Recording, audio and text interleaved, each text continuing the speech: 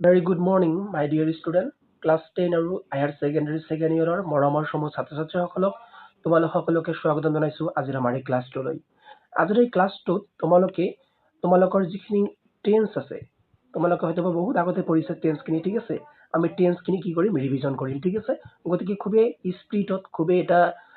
স্পীডত আমি এই ক্লাছখিনি লৈ যাবলৈ যত্ন কৰিম। গোটেইখিনি যিখিনি টেন্স আছে, যিখিনি তোমালোকৰ পৰীক্ষাৰ কাৰণে ইম্পৰ্টেণ্ট, লগতে কেতবোৰ কুৱেশ্যন এনচাৰ টেন্সৰ, ঠিক আছে, এইখিনি আমি সলভ কৰিবলৈ যত্ন কৰিম। গতিকে তোমালোকে যদি অলৰেডি মানি লোৱা যে তোমালোকে টেন্স আগতে পঢ়ি আহিছা, বা তোমালোকে যদি নতুনকৈ টেন্স শিকা আৰম্ভ কৰিছা, তেনেহ'লে এই ক্লাছটো তোমালোকৰ কাৰণে খুবেই ফলদায়ক হ'ব।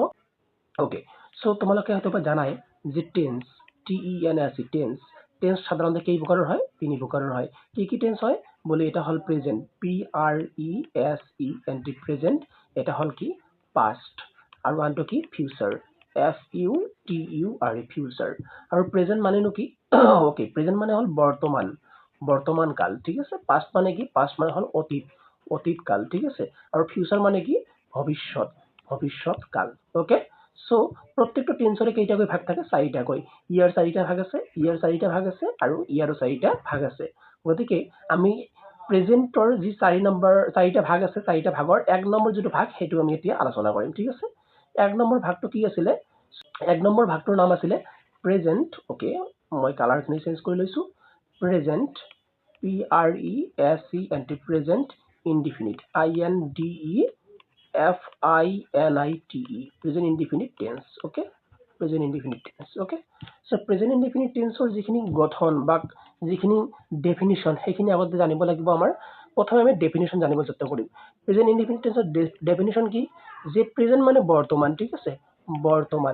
বৰ্তমান কালত কোনো এটা কাম, ইনডিফিনিট মানে হল কৰা হোৱা, মনত ৰাখিবা, কৰা বুলি হোৱা, ঠিক আছে। সো বৰ্তমান কালত কোনো এটা কাম কৰা বা হোৱা বুজালে প্ৰেজেন্ট ইনডিফিনিট টেন্স হয়, ঠিক আছে। ইয়াৰ এতিয়া গঠনখিনি মনত ৰাখিব লাগিব। গঠন কি? বোলে ছাবজেক্ট প্লাছ ভাৰ্বৰ লগত কি যোগ হয়? এছ অব্লিক ইএছ যোগ হয়, প্লাছ কি হ'ব? অবজেক্ট হ'ব, ঠিক আছে। এতিয়া ভাৰ্বৰ লগত এছ বা ইএছ কেতিয়া যোগ হয়? যেতিয়া আমাৰ ছাবজেক্টটো, এইটো এটা আমাৰ ইম্পৰ্টেণ্ট এটা নিয়ম হ'ব, ছাবজেক্টটো যেতিয়া আমাৰ কি হ'ব?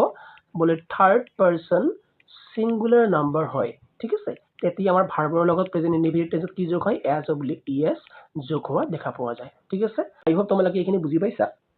এতিয়া আমি নেক্সট নিয়মটোলৈ যাম। সেইটো হল বাক্য হ'ব পাৰে চিৰসত্য বাক্য, চিৰসত্য বাক্য হ'ব পাৰে।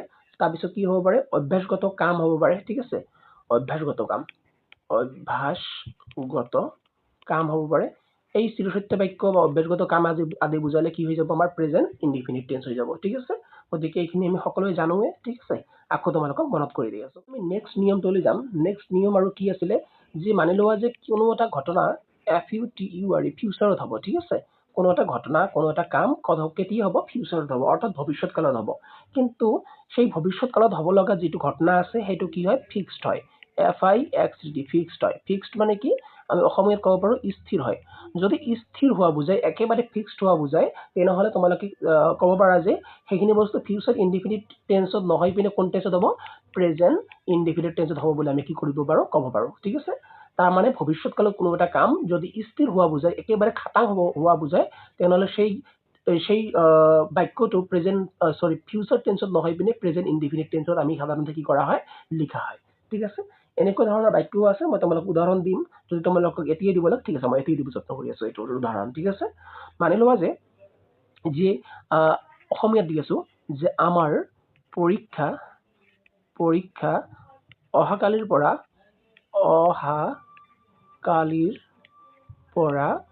কি হ'ব? আৰম্ভ হ'ব, ঠিক আছে। আৰম্ভ হ'ব। আমাৰ পৰীক্ষা অহাকালিৰ পৰা আৰম্ভ হ'ব।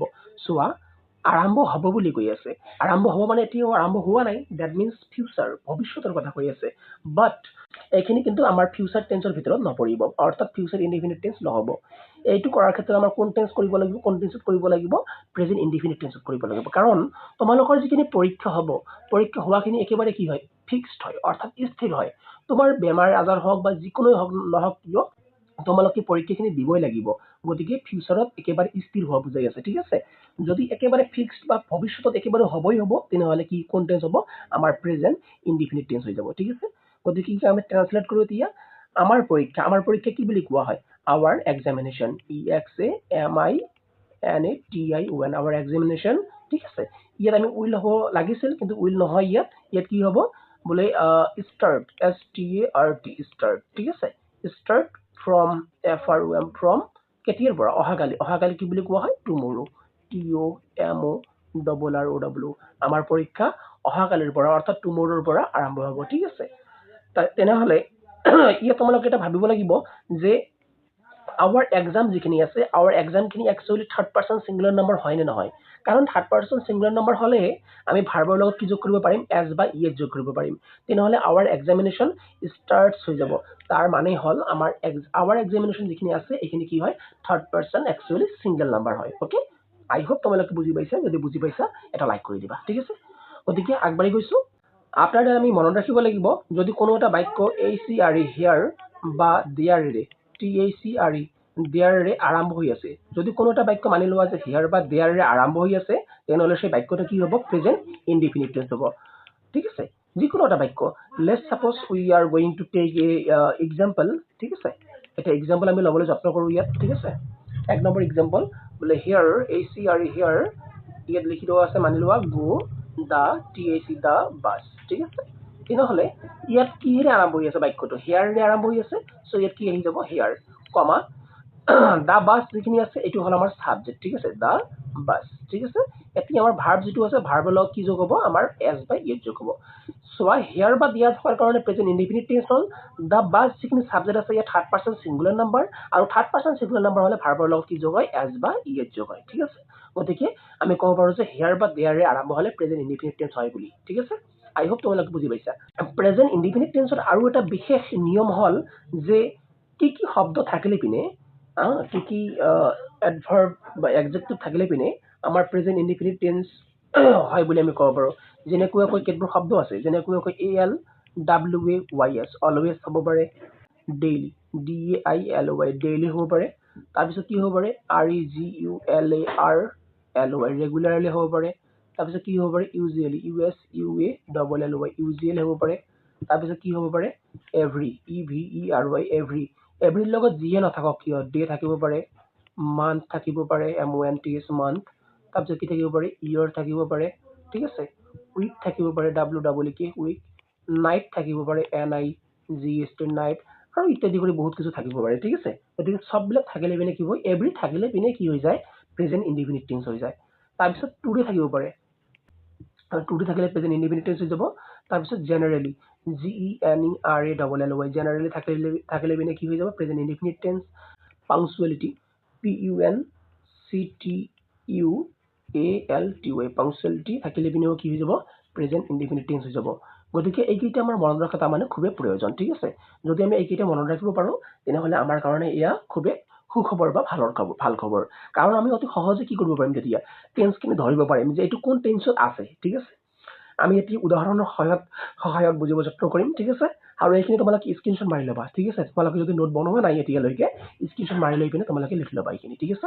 অ'কে, আমি এতিয়া আৰম্ভ কৰিছোঁ প্ৰেজেন্ট ইনডিফিনিট টেন্সৰ কেতবোৰ এক্সাৰচাইজ কৰিবৰ কাৰণে, ঠিক আছে। I always, ALWAYS, অলৱেজ, বেৰ ঘৰত দিয়া আছে গো টু স্কুল, SCHOOL, স্কুল, ঠিক আছে।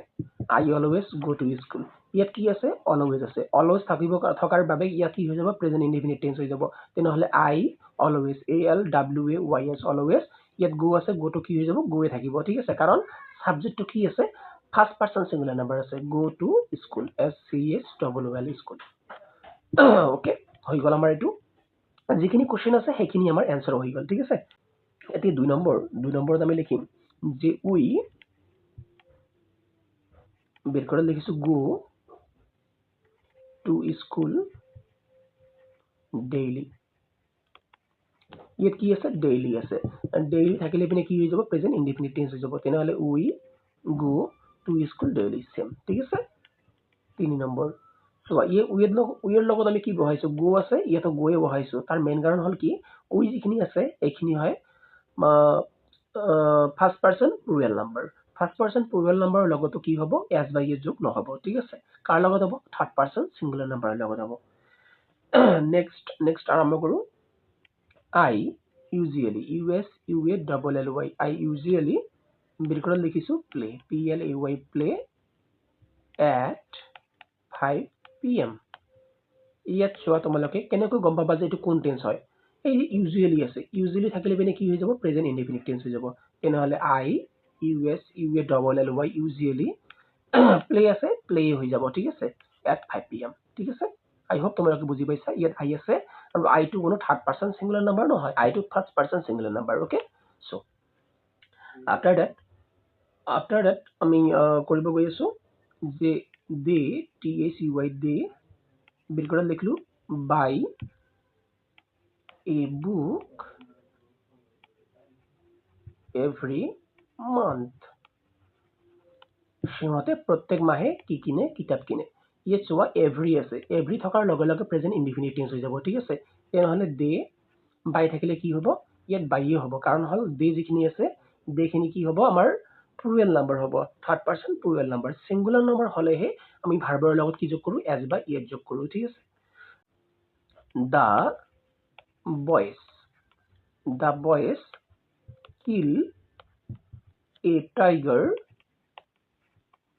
kills a tiger sometime এই যিখিনি কোশ্চেন আছে ইয়াত চোৱা তোমালোকে sometime দেখা পাইছা sometime মানে মাজে মাজে এই sometime থাকিলে পিনে কি হৈ যাব প্ৰেজেন্ট ইনডিফিনিট টেন্স হৈ যাব তেনেহ'লে কি হ'ব দা যদি চোৱা ইয়াত দিয়া আছে দা বয়েজ যদি ইয়াত বয়েজৰ লগত এছ যোগ নাথাকিলেহেঁতেন কেৱল মাত্ৰ বয় থাকিলেহেঁতেন তেনেহ'লে কিন্তু থাৰ্ড পাৰ্সন সিঙ্গুলাৰ নাম্বাৰ হ'লহেঁতেন কিন্তু ইয়াত থাৰ্ড পাৰ্সন সিঙ্গুলাৰ নাম্বাৰ নহয় কাৰণ ইয়াত কি যোগ আছে এছ যোগ আছে ঠিক আছে গতিকে ইয়াত কি হ'ব কিল আছে কিলে থাকিব ঠিক আছে দা বয় কিল এ টাইগাৰ সামটাইম থকাৰ কাৰণে ইয়াত কি হ'ল প্ৰেজেন্ট ইনডিফিনিট টেন্স হৈ গ'ল তাৰপিছত she sing a song regularly yes was she আছে she বহুৱালো আৰু এটো কোন টেন্স হ'ব ৰেগুলাৰলি আছে ৰেগুলাৰলি থকাৰ কাৰণে present indefinite tense she sing আছে এটো sing থাকিলে কি হ'ব sing হ'ব কিন্তু ইয়ে sing হ'ব নে কেৱল মাত্ৰ she আছে she হল আমাৰ কি she hall third person singular number তেনেহ'লে কি হ'ব ইয়াত as বা yes যোগ হ'ব ভাৰ্বৰ লগত as যোগ হল a song regularly গম পাইছো বুজি পাইছা তোমালোকে okay Ram do the work daily Ram do the work daily তেনেহ'লে কি আহিল Ram আহিল লগতে কি আহিব do এটি ৰামৰ লগত do হ'ব নে ডাছ হ'ব কাৰণ তো কি Ram কি হয় থাৰ্ড পাৰ্সন সিঙ্গুলাৰ নাম্বাৰ আৰু লগতে ইয়াত কি আছে কোনটো শব্দ চাই পিনে তোমালোকে গম পালা যে ইয়াত প্ৰেজেন্ট ইনডিফিনিট টেন্স হ'ব ডেইলি আছে ডেইলি চাই পিনে আমি গম পালো প্ৰেজেন্ট ইনডিফিনিট টেন্স হ'ব ঠিক আছে তেনেহ'লে Ram does the work daily DAILY daily ঠিক আছে I hope তোমালোকে বুজি পাইছা যদি বুজি পোৱা নাই মোক জনাবা আৰু অহা ক্লাছত আমি লগ পাইছো ঠিক আছে তোমালোকে আজি আবেলি ক্লাছ এটা পাই যাবা বা নহলে অহা কালি ৰাতিপুৱাই পাই যাবা গতিকে টিল দেন তোমালোকে সাবস্ক্ৰাইব কৰি ল'ব পাৰা SUBSCRIBE সাবস্ক্ৰাইব কৰি ল'ব পাৰা যাতে তোমালোকে আমাৰ যিকোনো ধৰণৰ ক্লাছ মিছ নকৰা ঠিক আছে আশা কৰো তোমালোকে ভাল পাইছা সাবস্ক্ৰাইব কৰি লোৱা আৰু অহা ক্লাছত লগ পাই আছো জয় হিন্দ জয় ভাৰত